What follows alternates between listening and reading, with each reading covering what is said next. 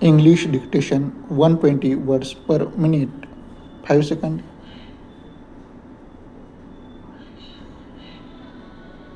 Start. Throughout our treatment of the retail trade, we have led many contacts with the wholesale trade. As a method of securing stock, we have referred to the retailer's visit to the wholesale warehouse, the wholesaler selling organization through traveling salesmen, and the issue of catalogs and price list has been noticed, and his function of supplying the retailer with a choice of verifying variety goods obtained from many sources has been emphasized. In our study of the channels through which goods reach the consumer, we have referred to the work of the wholesaler. We have now to examine the wholesale trade from a different angle. The retail trade has a definite contact. It is always supplying the consumer, but the wholesale trade has many variants. It consists of the relations between traders as distinct from relations between trader and consumer.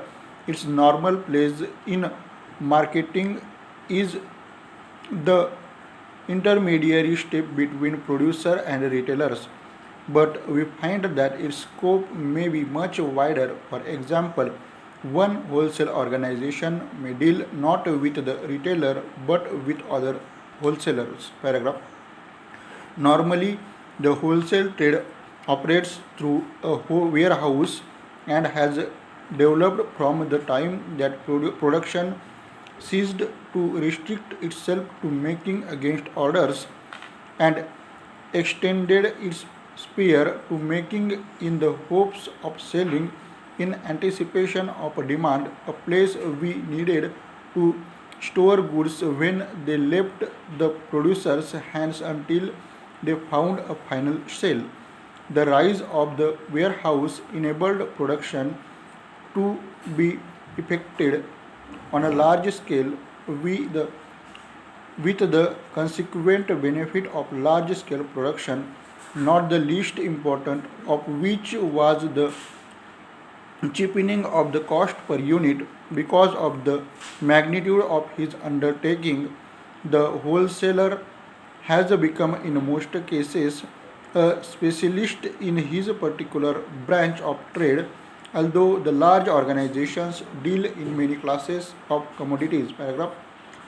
The wholesaler normally step in between the producer and the retailer. He purchases the stock of the producer and so relieves him of the anxiety of finding a market. He enables the producer to concentrate on his main function, the making of goods. He is then more than a middleman who merely adds his profit to the price of the goods. He is doing what the producer would have to do at a cost. He takes charge of the goods until he can find a purchaser. Manufacturers need capitals to engage in production. The wholesalers keep them supplied by taking their manufacturers off their hands and paying for them at once or within a very short period. Not only does he finance the producer in this way, but he supplies the retailers on credit terms. He gives them an opportunity to sell their wares before paying for them. He finances both producers and retailers. The wholesale trade therefore calls for the large capital funds. Paragraph. Collecting and exhibiting are two important functions of the wholesaler.